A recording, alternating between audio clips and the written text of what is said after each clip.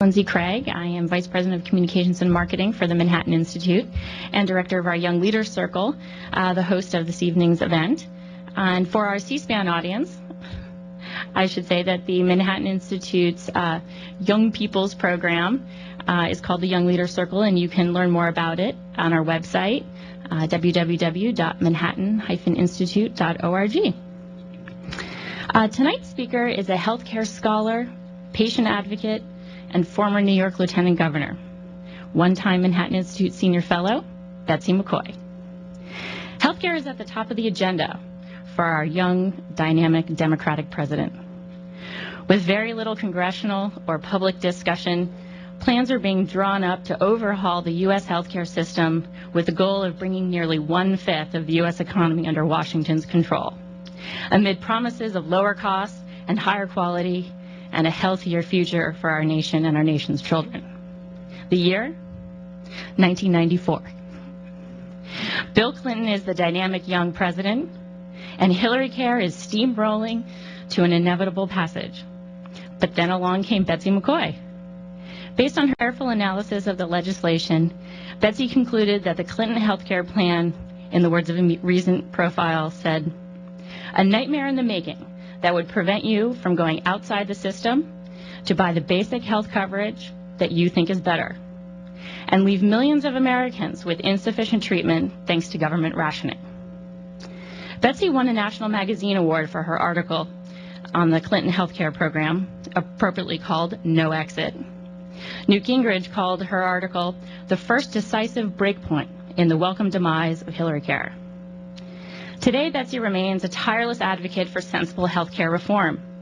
She founded the Committee to Reduce Infection Deaths, which in just a few years has championed successful legislation in 25 states requiring better reporting.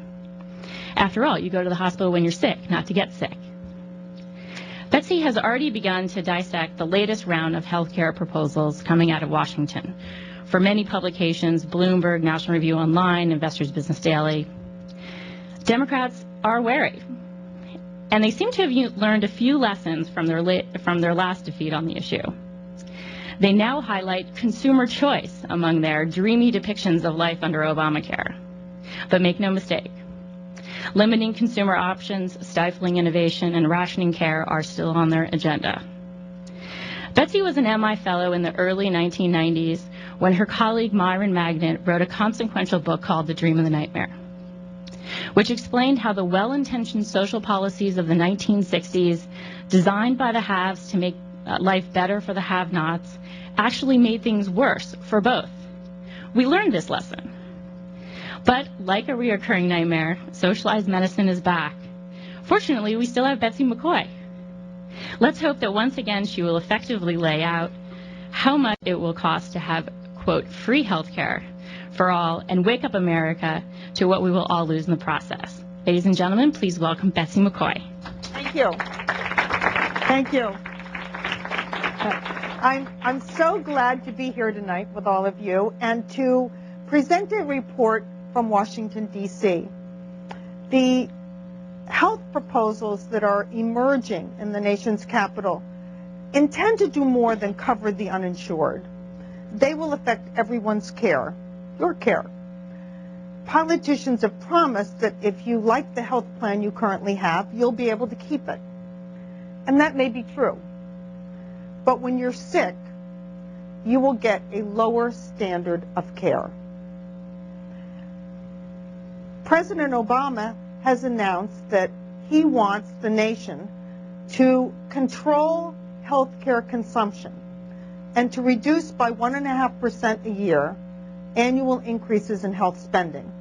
And the Council of Economic Advisors just released a report Monday backing up the president and saying curbs are needed on what everyone in the nation consumes, not just people in public health programs, everybody, you, right? And calling for the same 1.5% decrease in annual health care spending increases. Slowing the flow of dollars into health care will mean cuts in hospital budgets, fewer nurses on the floor, fewer diagnostic MRIs and other equipment, and longer waits for treatment. It will also mean layoffs because curbing dollars going into the healthcare system means depressing the nation's largest industry, largest source of GDP, large employer. Healthcare employs 1.4 million people, 10 times the U.S. workforce of General Motors and Chrysler. Now, you've heard what the politicians in Washington are saying. These phrases are familiar. Skyrocketing healthcare spending, unsustainable healthcare costs, healthcare crushing American family budgets. But these doomsday stories are simply untrue. In fact, healthcare spending has been increasing far more moderately in this decade than in previous decades. Healthcare spending increased 10.5% in 1970, 1 year, 13% in 1980. But in the last 5 years, it's increased less than 7% a year, reaching a new low of 6.1% last year. And U.S. Commerce Department data show that ever since 1960, Americans have consumed less and less of their spending ability, paying for food and energy, leaving them more of their pie to spend on medical care, another necessity. And these three necessities combined have consumed the same piece of the American spending pie, 39%, every single year since 1960. If you add housing, it's 59%, but it's 55%, but it's been even every single year. And another piece of evidence demonstrating that American families on average are not under that hardship is that American families have been increasing the share of the pie they spend on recreation each year. Very interesting contrast with the rhetoric in Washington.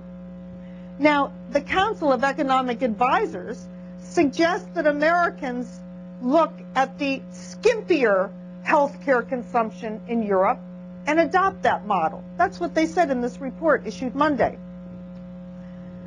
Americans spend more than Europeans on healthcare because Americans earn more and can afford more. Numerous studies show that 90% of the difference in per capita healthcare consumption between Americans and Europeans is due to higher per capita incomes in the United States. Wealth, not waste, accounts for the difference, and by the way, Americans get more. For example, women get mammograms more often, their breast cancer is detected sooner, they're treated faster, and they have far higher survival rates from breast cancer, a better chance of living after that diagnosis than European women, according to the Commonwealth Fund and the 2008 Concord 5-continent study, the best and biggest study ever. And yet, despite that, the health advisors in the White House are urging a European-style, government-imposed model of medical scarcity. Let's meet them. Let me introduce you to Dr. David Blumenthal and Dr. Ezekiel Emanuel, two key health policy advisors in the White House. Very educated, and they've published numerous articles which gives us an opportunity to know what they're thinking. Now, Dr. Blumenthal is a longtime advocate for government controls on what everybody consumes in healthcare. And he admits that it will mean longer waits for treatment, less access to new devices and drugs, and that physicians and patients will be dissatisfied. But he says it's debatable whether the more timely care Americans currently get is worth the higher price.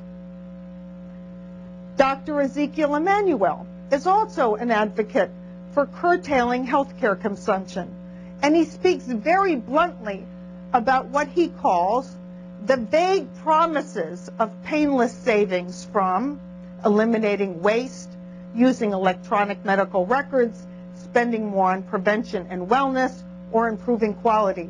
He calls those lipstick cost controls, more for PR than for real change. And he argues that to affect real change, doctors have to stop focusing so much on their patients' need, right?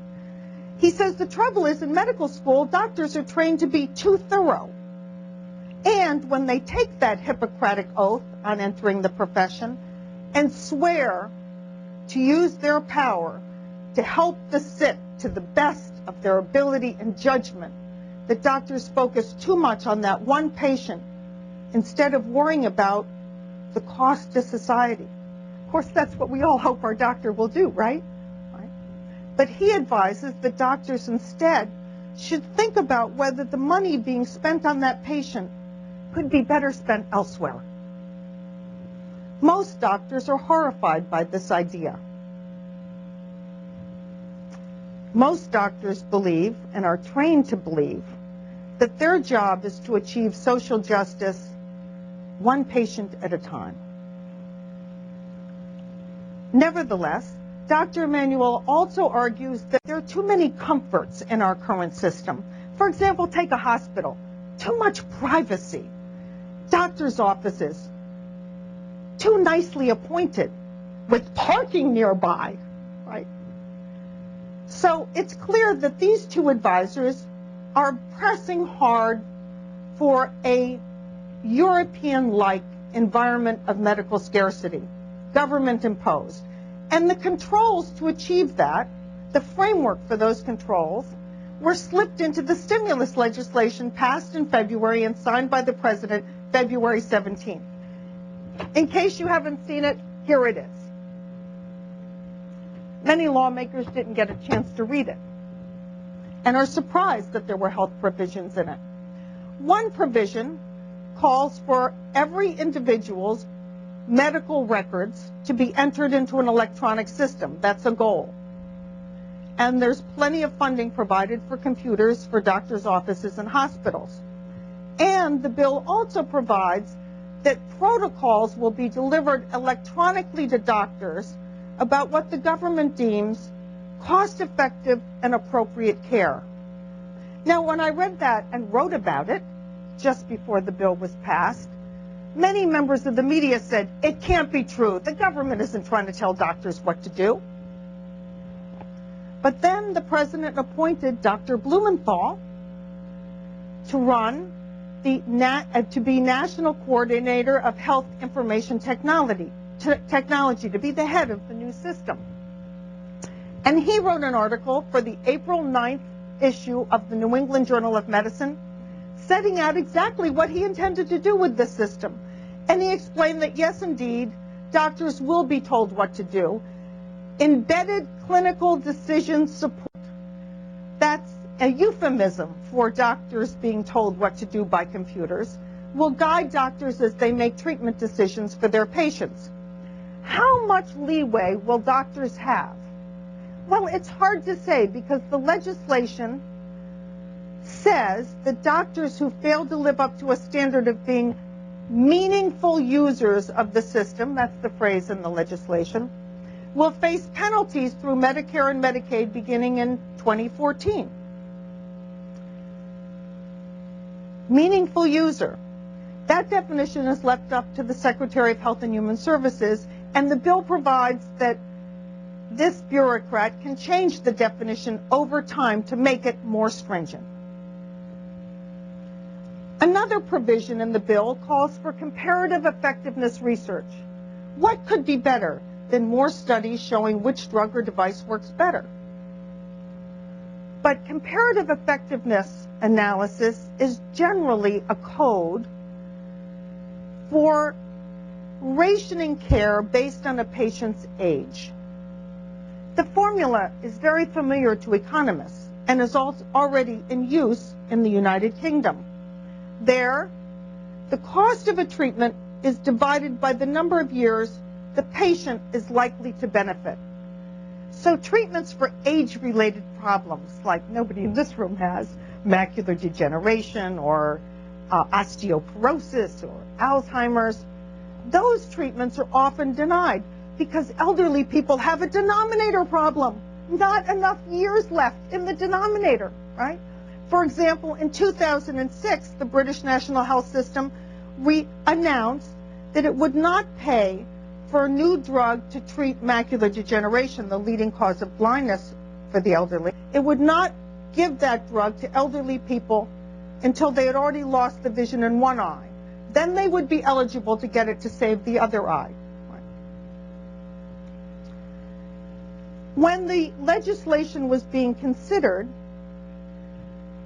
Congressman Charles Boustany, a heart surgeon from Louisiana, warned to no avail that the use of this analysis would lead to denying seniors and the disabled, they don't have a good denominator either, life-saving treatments.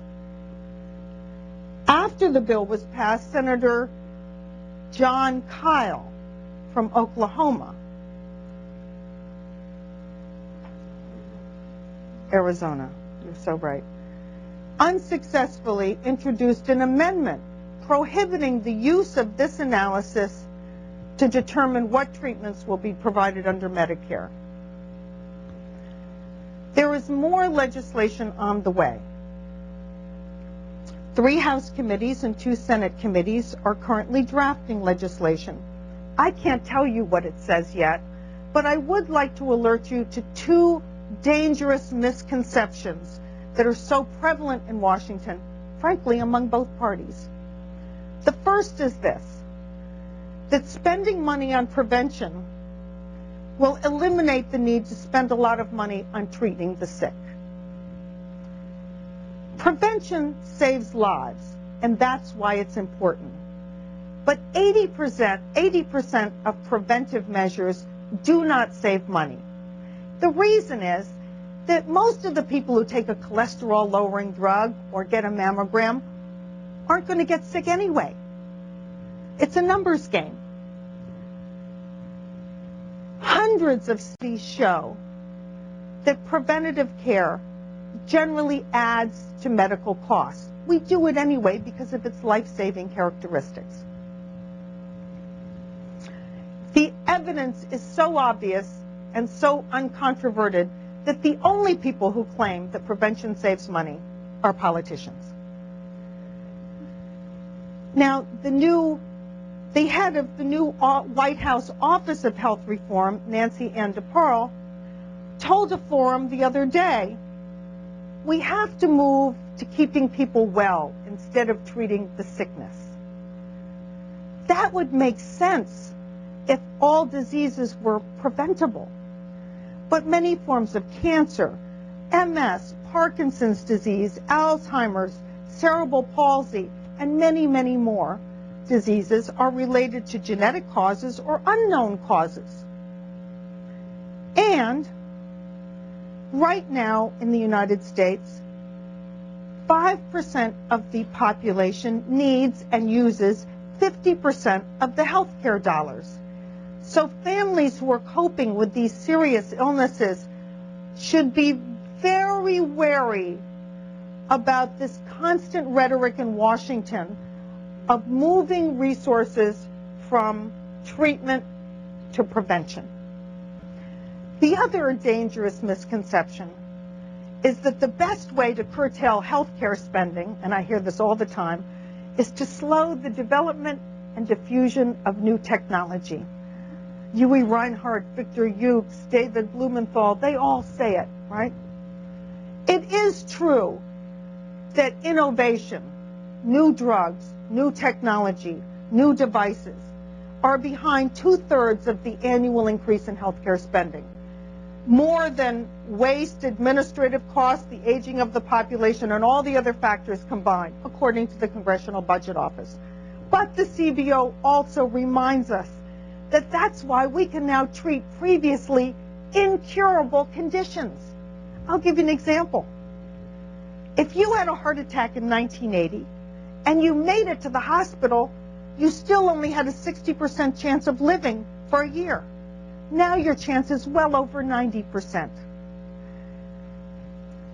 Walk into an electronics store and you see all these things that weren't available before. The same is true in a hospital. There is no demand for 1980s medicine at 1980s prices. And 10 years from now, there will be no demand for the standard of pain relief and cure available in 2009. So families who are dealing with these incurable illnesses should make the public and the politicians very, very aware of the foolishness of attempting to slow the flow of dollars into the healthcare system at the cost of reducing the market for new devices and medications. Now, it's one thing to criticize.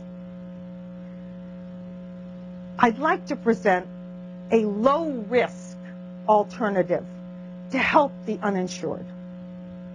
According to the U.S. Census, there are between 46 and 47 million uninsured people in the United States.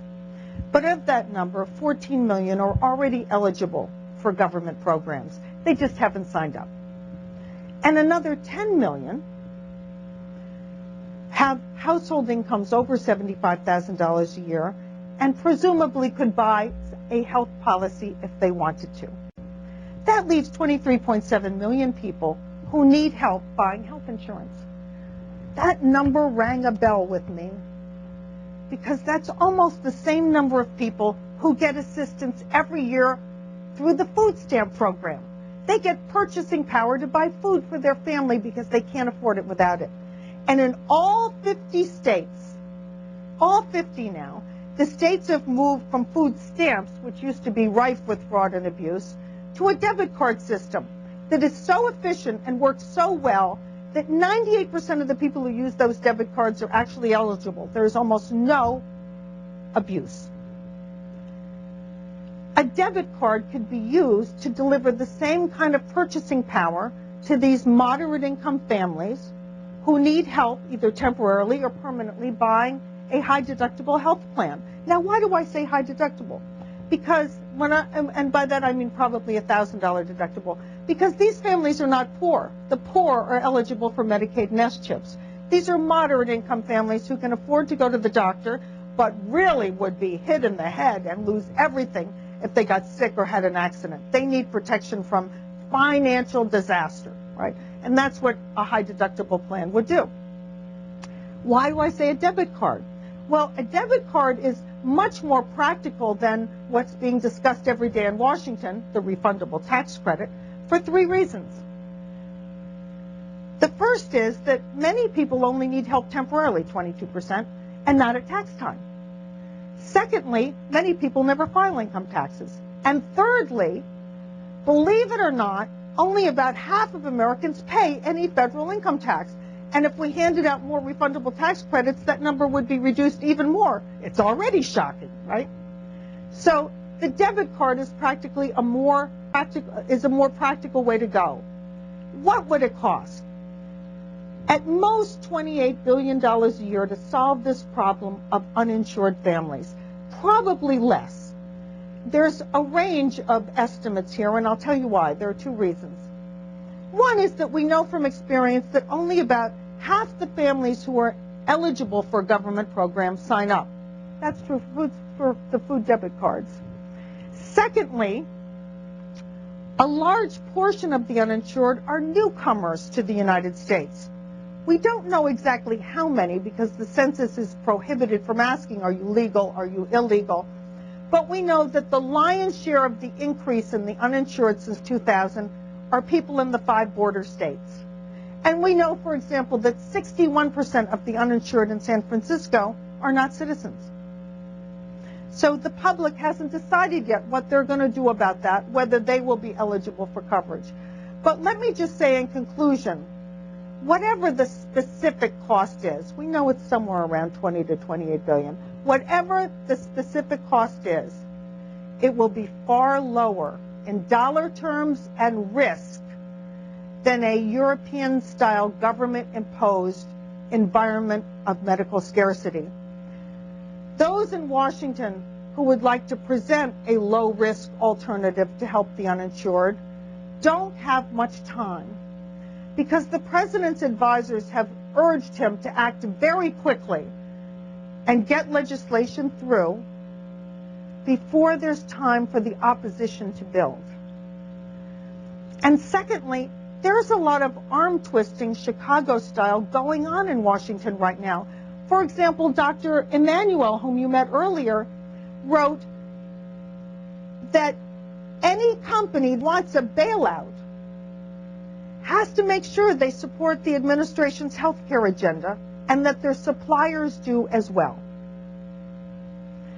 So let me say in conclusion, families who are facing serious illnesses need to start really paying attention to what's happening in Washington, because this notion of slowing the flow of dollars into the healthcare system, curbing what everyone in the United States can get, will mean nurses spread much thinner, pressure on your doctor to provide less care than you need, and a much longer wait for that breakthrough you pray for every night when you go to bed.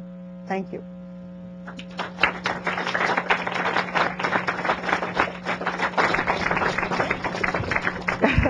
We're going to do questions, and we have a microphone back here. Okay. Just wait for the microphone.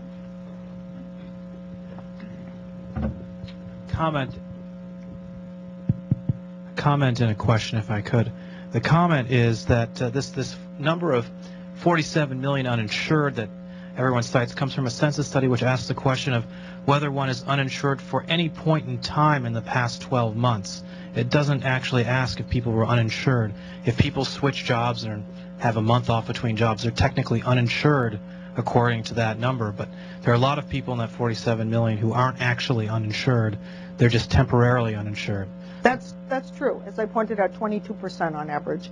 Mm-hmm. So the question though is there are a lot of bright people on the other side who are sincere in trying to come up with the best, what they believe to be the best and most just outcome. Why in your mind have they been so misguided in analyzing the data, which so clearly should lead them to another conclusion? Well, let me just say first, I'm a patient advocate. I'm not a politician, so I can't really explain why the politicians behave the way they do. But I am struck by how people in Washington, on both sides of the aisle, talk about the same old things as if they were true. A Republican bill was put forward recently, and there were 2 pages on the front of the bill, kind of the introduction everybody reads before they start reading the language. And it was all about shifting to more prevention and reducing skyrocketing costs, the same rhetoric that we hear from everyone in Washington. Maybe it's because politicians are often trained to just tell the public what they already think is true instead of really serving them. Another question? Over here. A couple of the slides that you had, or that were shown at the start, suggested that the percentage of household income allocated to health care hasn't increased over the past period. Actually, it's a flat line. Right. It's a flat line. For necessities. At the same time, in the United States, there's an enormous portion of health care that's paid for by employers. That's included. Let me tell you that the healthcare line includes out-of-pocket spending, premiums paid by individuals and employers, and all government programs as well.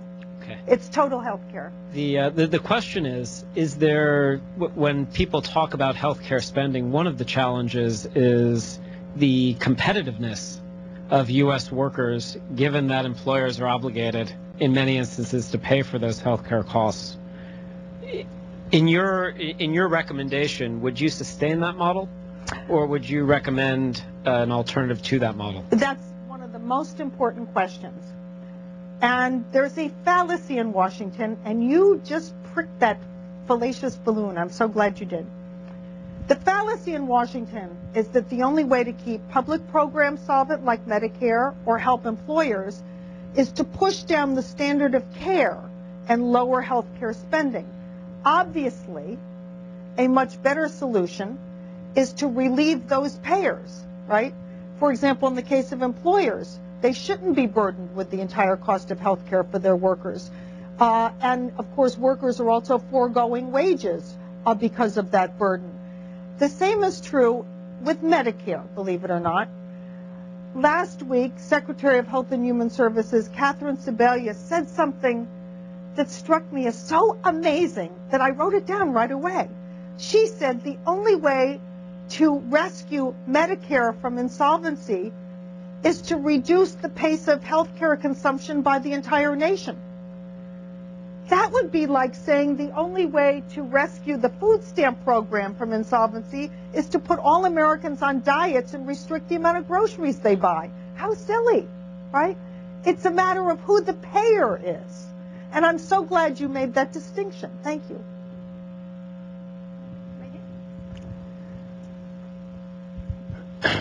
Seems everybody's in agreement that in an affluent society, healthcare of some degree is a human right. The question is, why can't we make this, and this is predicated on some of the scarier parts at the beginning of your presentation, about large structural reform that really invades privacy and a number of our constitutional methods. Why can't we make some of this conversation one about civil rights? Why is it okay that so much of our personal data gets involved in the system? Why is it okay that some of these choices are taken? Why is this not being able to be put within the dialogue of a civil rights conversation? We've all acknowledged it's a human right. I mean, I think you're acknowledging that. Yes. That in a society such as ours, healthcare of a certain degree is a human right. But why can't you and others of your, and my belief system, make this more of a civil rights conversation? Well, you know, in fact, I think people all along the political spectrum care very much about this privacy issue. It should be brought up much more. We don't have assurances that this data will be private. When I looked at the language in the stimulus bill, I, of course, immediately was much more concerned with the government telling your doctor what to do. But others have raised the privacy issue, and it should be really in the forefront of our concerns. I agree with you. Why isn't it? Well, there are people raising the issue, especially people, and as I said, all along the political spectrum, but I would think that more of the AIDS groups, for example, sexual privacy groups, would be very, very concerned with this, and I wish they were raising their voices louder on this issue.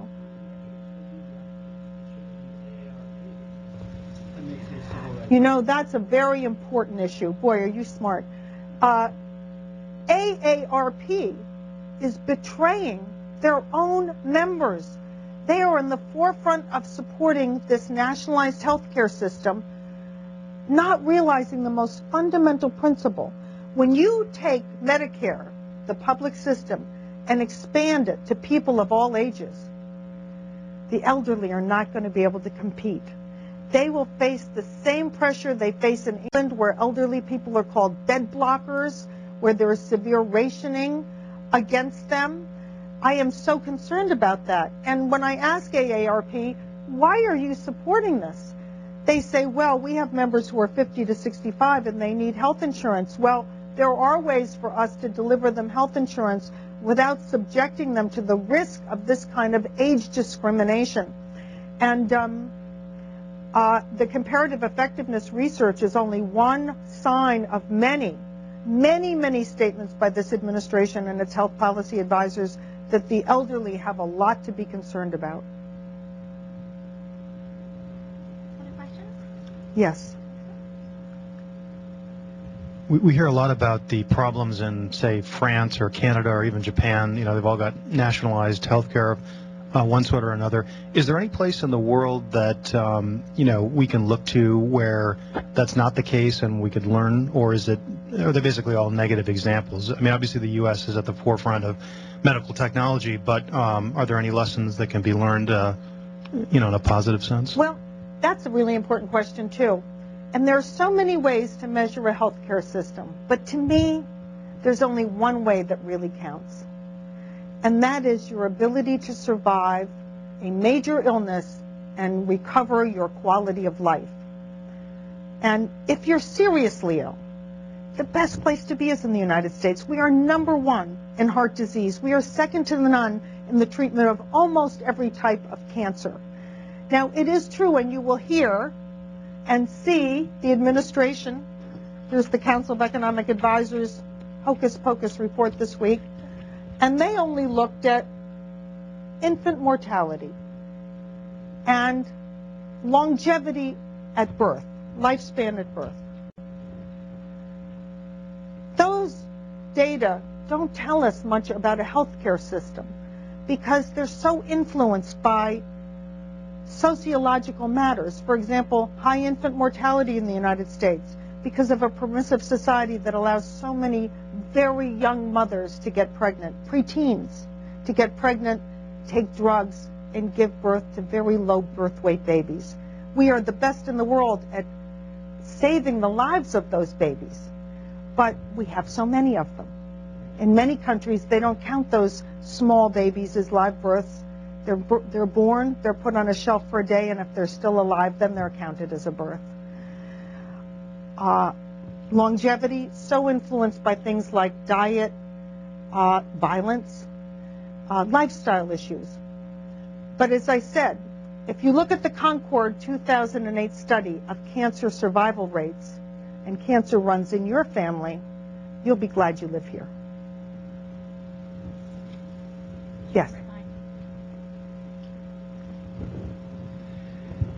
Yes, when you started going to the lifestyle rates, it prompted sort of the thought I had earlier. I assume that your preventative care data are largely reflective of actual medical preventative care, i.e. mammograms or Lipitor or what have you. And to what extent do you think there could be an agenda here on other lifestyle choice invasions masked as preventative health care? In other words, here in New York City, it's impossible to go smoke a cigar at a bar other than 5 or 6 in the city. Trans fatty acids have been banned from any restaurant in the city or any grocery store in the city. So to what extent do you think there could be an agenda really to limit our choices to eat as we choose, to drink or smoke if we choose to do so, under the guise of healthcare cost containment? Well, there certainly would be major constitutional issues, as you can imagine. And yet, Dr. Thomas Frieden, who used to be head of health in New York City and has just moved to the CDC, may have that agenda. I don't know. I'm not good at predicting. As Chuck Rooney always says, man was not made to forecast. So I can't tell you what's on their minds. But I am very concerned at the constant statements by those in power in Washington that we have to shift resources from treatment to prevention, because that will mean a very low standard of care for those who face inherited illnesses, cancers, Alzheimer's, and others. Time for one more question.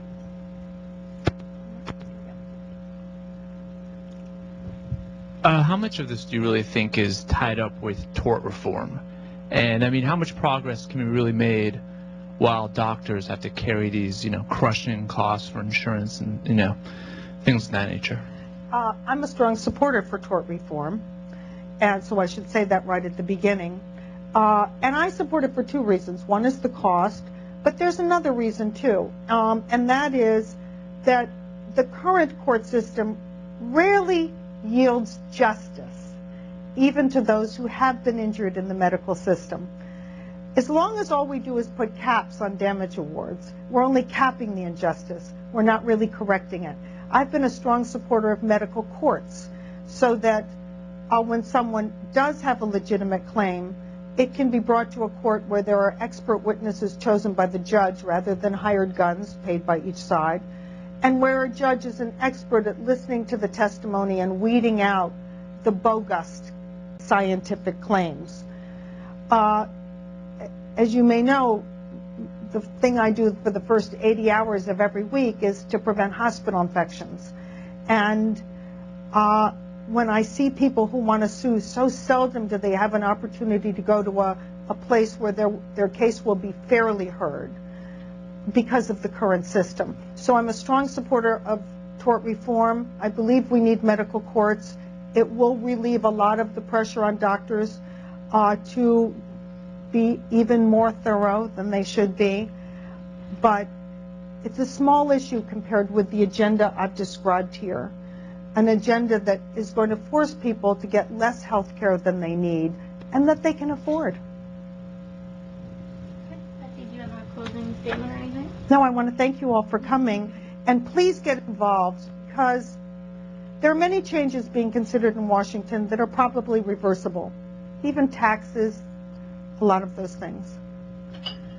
But to build a medical system as fine as ours takes generations. You know, right here in New York, we used to be the medical capital of the nation, and we still have many fine research institutions. They can't be rebuilt overnight. So to me, this is the most important objective we have this year, is to protect our very fine medical system and improve access to those families who need help. Thank you. Thank you very much.